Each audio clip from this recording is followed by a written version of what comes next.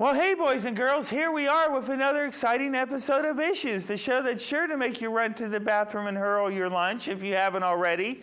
But anyway, I've got all kinds of exciting news. Guess what? The election's over. Yay! It's a party. Oh, yeah, President Obama's back in office, and Romney lost. And you know what, folks? Nothing's changed. Absolutely everything's going to stay the same. We've got the same Republicans in the House. We got the same Democrats in the Senate. We got the same people in the White House, and nothing's going to change, folks. And you know, the funniest thing about this is that the very day after the election, the big term debt crisis comes back. Remember that term, folks, debt crisis? Well, we had that every 3 months before, and now we have it again, folks. And you know what? It's like they planned it. The very day after the election, here comes that term, fiscal cliff. Like we're going to just fall over that fiscal cliff. Well, folks, you know what? We're going to go through this every 3 months, and I sure hope they can stop the madness before this gets too far along, because I'm getting pretty tired of it. But I don't think that's going to happen anytime soon. And you know, my favorite drunk of all, Bonner, he sits up there on Capitol Hill slamming down the gin like it's nobody's business. And he's saying now on TV, oh, I will work with the president to make sure everything's okay. Well, you know what? He hasn't done shit the last 4 years to work with us. And now he says, well, I'll work with you only if you protect the rich people. Well, that's really no surprise to me. You know why? Because he's a fucking drunk. And you know, I think a lot of these people should all just go belly up to the bar and start drinking because they're all a bunch of drunks. And you know what? I have a feeling Romney lost. Yeah, Romney lost because he didn't drink. He's a Mormon, folks. He didn't drink, and so he lost the election. Oh, well, he's a dumb shit anyway. But you know, the best thing to come of this election, and there is good news, folks, let's applaud Colorado and Washington, huh? How about those guys? They got the buds legalized, folks. That's right. Nothing but great news out there. And you know, I have a feeling that this campaign's been paid for by the wonderful folks at Hostess. That's right, where you can get all your snacks after you catch a buzz, and those wonderful people at Tortina's Party Pizza. Because without Party Pizza, what kind of world would this be? Well, anyway, to talk a little bit more about this is we got Not So Happy Hippo all the way from the Colorado. Not So Happy Hippo, what do you got to say about all this? What, Spilly? What, hang on a second, Spilly, hang on. Oh, there we go. Oh, yes, Spilly, yes, here we are in Colorado, and the weather is nice, and everybody's nice and high, Spilly. Oh, I just lost my joint. Oh, I'll get it later. Anyway, yes, everything is wonderful here in Colorado. They've actually said we can smoke pot, and we're going to start smoking pot. I think that's one of the greatest things that's ever happened in this country, Spilly, is that now I don't have to worry about the cops coming and harassing me every time I want to get high. I mean, isn't this just the greatest planet? Oh, thank you, Obama. Oh, what do you mean, Spilly? What? Obama won't let me smoke my pot?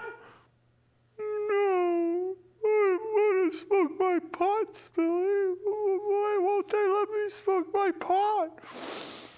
No, fuck you, Obama. Fuck you, world. And I'm going to smoke my pot. Yay, Colorado. Yay, Washington. Where's that joint? Cool, man. Smoke one for me. I mean, talk about Rocky Mountain High, huh? All right. Well, let's get on to the real news. How about our hero, General Betrayus?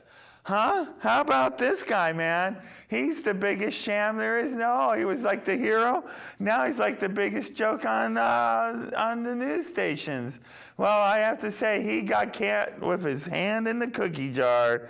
And you know what else, folks? Our secret services are spying on each other, and our good old president doesn't have a clue about what's going on about this whole thing. He's been left completely in the dark. And now Feinstein and all these people are going, go back, how come we weren't told about this? Yeah, the good old president, he's not so happy about this. He loved Petraeus. Oh, well, you better watch your ass there, Obama. That's news for thought. So anyway, there was lots of lessons to be learned from Hurricane Sandy, folks. That was a big old storm. It came through. It sure did wreck a lot of Jersey coast, destroyed a bunch of homes. And how about them gas lines? Is this not the biggest joke ever? Not more than 2 weeks later, they're still rationing gas. Here we are in America, folks, with a storm that wasn't even that big of a storm. They had a gas shortage and a gas crisis like nobody's business. That kind of reminded me of '79, folks, when they said we didn't have enough gas and they raised the prices and they made us go through gas rationing. Well, just think when we have that next earthquake out here, folks, it's going to be all fucked up. Well, speaking of gas, man, you know what's going to be really cool? Is we're going to be energy independent here in the next 10 years. They're saying that we're going to be the world's largest oil producer by 2020. And that's just a few years away, folks. But guess what they're going to do that? They're going to do a lot of fracking. And then this fracking comes a lot of pollution. And the groundwater is going to get destroyed. And you know what's going to be left, folks, is that we're going to all have to buy our water from South America, the Bush property. That's right, folks. John McCain's already got it. He's carrying the water for us now. So hopefully that when all of our groundwater is polluted, John McCain will bring you a bucket of water. So how about that, folks? Doesn't that make you happy? I know it makes me happy. Well, I'm going to leave you folks with this happy thought. Here in America, we've got 90% of the richest people in the world.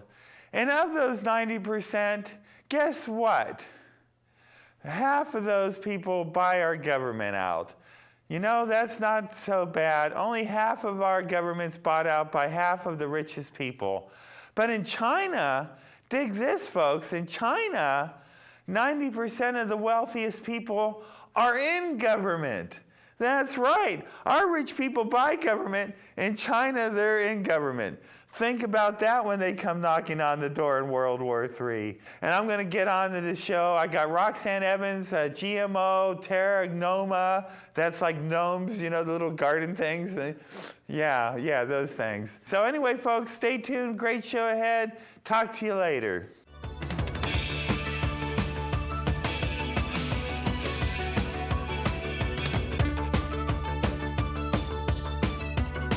How? No, it's not how. It's hi all. Hi all. How? Well, that's close enough. Anyway, we've been on this boat for a long time, man. 3 months? And we're out of food and water. Don't you think you can help us out, Chief? Well, I don't know. We're a very small village and there's a harsh winter coming. Oh, don't worry, we won't be any trouble at all. There's just a few of us, and the 10 families on the boat, and the in-laws, and the animals and shit. Tell that man, what's his name, to stay away from my daughter. And is he a slave? What's he doing there? No, this isn't our slave. This is Bartholomew Gordy. He's our entertainer. He's got some crazy idea about music and cars and stuff. And I will call it Detroit. Well, I don't know. Can't you go somewhere else? Well, sure, Chief. We can go somewhere else in a couple days. You know, we just need some rest, and we'll go across the river to that land over there. Well, I wouldn't go there. There's a lot of greed and corruption over there. Well, we'll make the best of it. We'll call it New York City. I think we need an immigration policy now.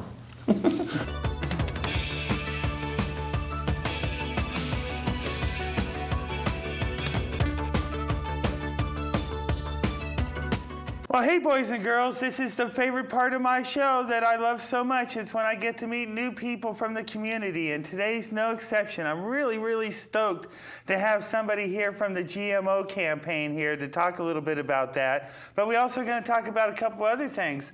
And so here I have with me Roxanne Evans. Hi. Roxanne, thank you so much for being here today. Thank you. Really appreciate you coming out. Well, I don't know anything about you, so why don't you take a second and talk to the people at home and let us know a little bit about you. Okay. Well, I've been in Santa Cruz here for almost 2 decades, and I do a lot of different things, but I think right now what my big passion is, I have Terra Noma Community Demonstration Garden, which is a backyard teaching garden in the Seabright area. And I'm also a landscape designer and involved with the Food Justice Coalition, the Food Justice Working Group of Occupy Santa Cruz, the Label GMO campaign, of course, and a number of other, pots I probably have my hand in. Cool. Yeah. Cool. So let's talk briefly about the GMO thing. That was on the election, and I think it won, didn't it? The labeling failed? Believe it or not. Oh, my goodness. We don't know. That's actually the big controversy right now, Okay. is that as of today, it's somewhere between 1.5 and 3 million votes that still remain uncounted. They do have more precincts reporting, but we have... So was that close, really? So, right now, as of 'cause, today, it was 47.6% yes and 52.8% no. So it's closing the gap, and it's literally about a difference. When they first called it, it was only a difference of 500,000 votes. Welcome to Florida, folks. Welcome to Florida, where the corporations are going to buy your votes. Because I remember election night, the Yes campaign was winning by a landslide, and I heard on the news the next day that it had won. So this is a complete turnaround for me to hear that news. Holy moly, folks! No, it's been actually really contentious. There's been a definite evidence of voter fraud and reporting trying to get the Department of Justice involved because of the Monsanto and crew camp. They actually, I don't know if you know this, but they faked a quote from the FDA and forged their logo on their ballot materials that went out. Perfect. And said that the FDA, thought that it was a harmful thing. There was another thing that they also, I forget what other institution or group that they absolute blatant voter fraud and manipulating the voting system. That's right? nuts. And That's the electorate. nuts. Yeah. Go figure. Yeah. So it's here all... in California, folks. Here we are. We're so cool here. Yep. Nope. Well, that's fascinating. I'm so glad you're filling me in on that. So what do you think? We're going to lose then, huh? Well, I don't think it's lost, actually, because there's 29 states that are now building campaigns to label GMOs in their own states. All right, good, because good. I think it's like Prop 8, where we couldn't pass gay marriage in this state because of our division between, left coast liberals and Valley Luddites or something. I don't know, right. 1950s people. But there's, other states, marijuana laws. I mean, we had Washington and Oregon pass recreational use laws. Colorado, Washington, Colorado. Right. That's right, sorry.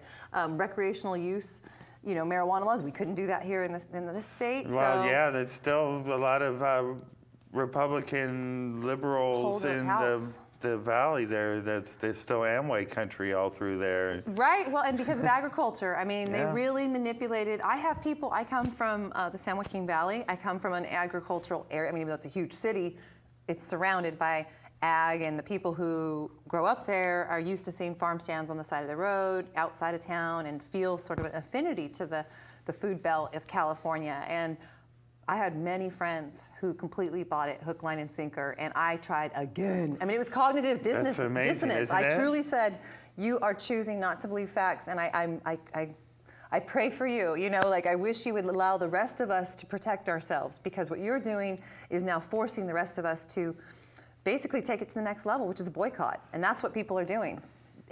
People are passing the word and telling each other what companies are not GMO labeled and are containing GMO ingredients. Well, I think they had a big scare tactic with the whole, the price of food's going to go up if you do this. And of course, that's the biggest crock ever. But they had a good way of manipulating the press and the media to promote their side, which is screw the people, eat what we feed you. And, as the corporations get fewer and fewer, the choices for us are getting to be slimmer and slimmer. But tell me this, what hasn't been modified? Oh, well, your mind, hopefully. No, No, that's been modified many times over. Genetically, we don't know. Maybe.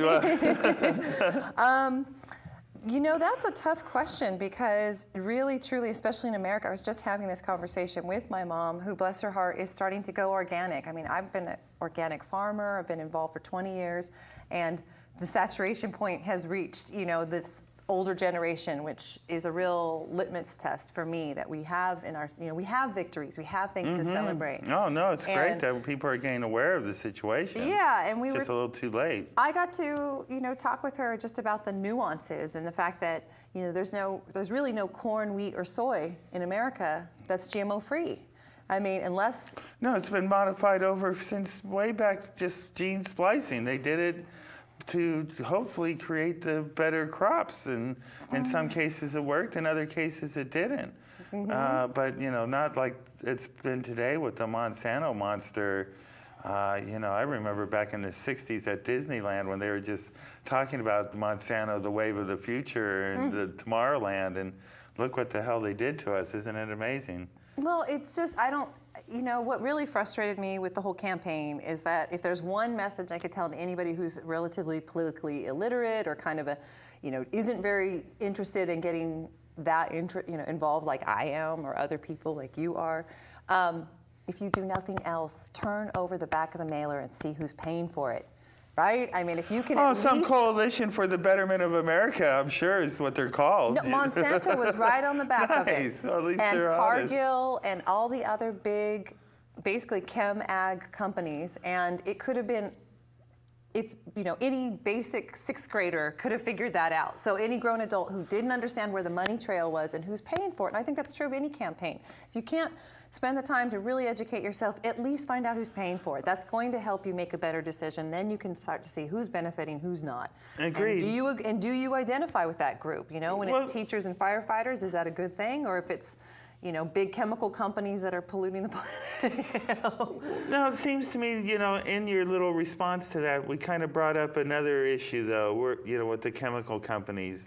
You know, not only did they modify the seeds, but the pesticides also, and I think the GMO should pretty much stay in, you know, what have we done to manipulate seeds, and I think the chemical thing needs to be brought into a different world as organic growing or not, chemically induced growing things, and so I think that's two different things that you're talking about, you know, and the GMO thing is, well, how have we changed these plants to be where they are? And now the chemicals, well, we've changed that. And I live out there in Corralitos, and, you know, in springtime, all the workers were with white suits and helmets and breathers and stuff. And that doesn't seem like gardening to me. And it goes to show how the chemical companies have taken over our farming industry, that we rely on this stuff. So the GMO thing I see as one thing, organic gardening I see as another thing. I think they're related. I think they are related, and I can understand what you're saying. I mean, they're very important issues, and they're worthy of a conversation, but at some point, that's what happened, is that the chemical companies that used to, you know, Monsanto came out of DDT. I mean, they were part of the war industry, Agent Orange. That's what they brought us, and you know that. So, I mean, what we found after 1945 is the chemical companies found ways to turn those defoliants into pesticides, fertilizers and pesticides, weed killers. So your broad-based weed killer that you sprinkle in your lawn, yeah, that used to be used to sprinkle over Vietnam in some higher concentration and called something else. Let's be honest. Oh, you know? absolutely. Roundup Ready. Roundup is a chemical. Roundup Ready corn is a GMO seed. Right. That's what we're dealing with. So now they're selling us the product that's used to grow it. They're selling us the seed, and they're selling an infertile seed, so that farmers who for thousands of years have collected seed now have to go back and buy that seed the next year because it's copyrighted. They copyrighted DNA. They patented life. DNA, and when we did that in the 80s, that's when we lost. Biotech, that's when we lost, because it had always been a taboo, and it was a line that was never crossed. And when that happened, that's when all those companies, we have 4 companies in the world that own something between 90 and 98% of the seed supply. That should frighten anyone. Vandana Shiva said that last year. And a lot of people just don't grasp that. They just don't grasp Seed saving right now is the most important thing you can do. If you eat organic food, when you eat that zucchini, save that seed. When you eat that tomato, save that seed and label it. Get yourself a little bit of brown bags. I have a little tiny bit of those No. 6 brown craft bags, and I will dry the seeds either on paper towel or newspaper, or I have these bamboo little mats. Find something you're comfortable with. Hang them when they're a little bit drier, bag on a clothespin if you need to. Whatever you do, figure it out and save those seeds, because you are actually contributing to, really the seed library that we all need to be really considering the most precious resource. This is even more important to me than water and air. I mean, this is our food supply. We've got to really recognize we're in a... How long can seeds keep if you do that? I think that's a great idea. How long can you keep a seed before it's not going to work anymore? A lot of it has to do with how you store it and what you store it. Don't use plastic. That's actually a bad way to store seed. Paper in a cool, dark place is a great way. That's why seed packets are stored that way. If you have clay pots or a gourd, even better. They have pulled seeds out of the tombs that were still viable. So they can keep forever then. Out of all the right. pyramids, okay? So thousands of years if they're kept in the right conditions. But most seeds you might have to test for viability. The smaller the seed, the smaller surface area to volume ratio, the longer it'll last. Nice. So small seeds, lettuces will last a long time. Well, let's talk a little bit about your Terra Nova project. What's that all about? Well, Terra Noma is often confused for Terra Nova, so it's a perfect plug. I'm it's blind. okay. I can do that stuff. It's okay, because I set it up that way on purpose. Actually, Ken Foster, this is my little kiss back to him. Ken Foster is the owner of and founder of Terra Nova Ecological Landscaping. He's also, I call, our patron saint of our garden. And the short story is my neighbor and I, a group of us started the garden in my backyard when I moved there 8 years ago.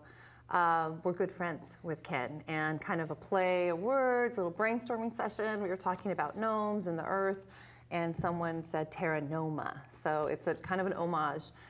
We have a big name. So it's spelled with a K then? It's Terragnoma, and Terra Noma Community Demonstration Garden. So Where's that at? We're on in Seabright, 1147 East Cliff Drive in Seabright. So it's actually a residence. It's my residence. It's in my backyard. And front yard, inside yard, and anywhere inside and out. And we have chickens and bees and urbanite salvage material construction. Greenhouse, chicken coop. We're building a pond. We have a cob oven. All the projects have been built by volunteers. It's existed now for 4 years as a regular Friday 1 to 5 working in the garden commitment. At 12 we meet and do lunch and break bread, get to know each other, and talk about things like this and share information. And we call it share information, inspiration, or gratitude of the week. And it's really, in my way, it's kind of my church. It's something that I've done through sickness and in health. Gardening is definitely spiritual. It's amazing, and to connect with the community. They're a group of people. We're all volunteers, and I tell people, I'm taking a day off work to be here. I'm self-employed, and I'm as much as a volunteer as you. I'm not your boss. I don't want to boss you around. I don't like bossing people around. We're partners. My job's to what do facilitate. people get out of it then? Do they get to grow their own stuff too, and you all share at the end of the harvest, or is it? It's not exactly that kind of a garden? it's not exactly like that type of a community garden. It's a teaching garden. So a lot of what we do is learning to use new materials. For instance, the cob oven. A lot of people, if you're going to take any cob workshop, you're going to pay at least $45 for the cheapest workshop I've seen in town, and you're going to work for 6 to 8 hours. And that's your experience. That's your day. We had a cob oven building experience that went over 2 months because it took us a while. We had rain days where we had to postpone it. We had 3 days that launched the project. I mean, people got to really experience the beginning to end process, which is lengthy and requires patience and learning and doing that in group. Took some time. And so I experiment all the time. I'll read about something, hear about something, or someone else has an idea. The cob oven came to us from the community. I'd wanted to do one. We've had it in our plans. It was come up by our team of designers many years ago. And a community member, this young man traveling on a bicycle, Charlie Kane, wherever you are, you'll see this someday. He was in town and found out about our project, came to me and said, well, I built a cob oven back at this community back east, and I want to become a cob oven builder. Can I build you an oven? Nice. And that's how it started. And Sweet. We did a beekeeping demo, and Ken actually came out and we did a honey harvest that some community members, actually about 10 people, took place What do in. your So they- neighbors think? Mostly they love it. I would say 99% of our neighbors, including the Museum of Natural History, love our project and refer Perfect. people to us. Perfect. And I just hosted Fishwise, which is a local nonprofit, and had 10 of their staff come out and participate in a day. We partner with the university, Christine King and her Transformative Action. Perfect. So I've got some good allies. Well, how can people get a hold of you I've then? got good allies. It's on Facebook is easy. We do have a pretty active Facebook page, and it's TERRGNOMA. So if you Google that, you'll find us. And there's also some other videos and information out there, a blog, and you can find some other stuff that way. And are you looking for people to get involved with your project? Every week we're Rain or Shine every Friday, and we celebrated 4 years in August, so we'd love to have more people Now, come. they have to make a reservation, or they just show up? What do people have to do? I can give my number. They can call me or text me if they want to let me know they're coming. Why don't you tell the people at home? All right, it's 831-421-2843.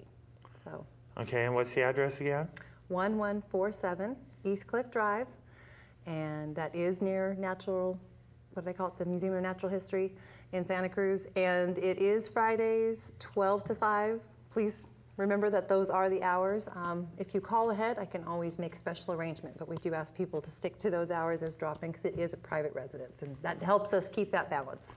Well, very cool, very cool. So we're out of time, unfortunately, Thank you. Roxanne, but we talked about a couple important things, and Yeah. hopefully people will get involved with your Terra Nova project. I think that's a wonderful thing, and people like me that want to be gardeners but don't quite have all the skills necessary. I guess you teach composting and all that good stuff. Absolutely, it's all that hands-on. I just don't have a clue about. Come join us. It sounds like a plan. I'll Sounds like feed a plan. you too. Ah, A good vegan, ah, non-GMO, the key to my heart. organic meal. Roxanne, thank you so much for Thank being you. here.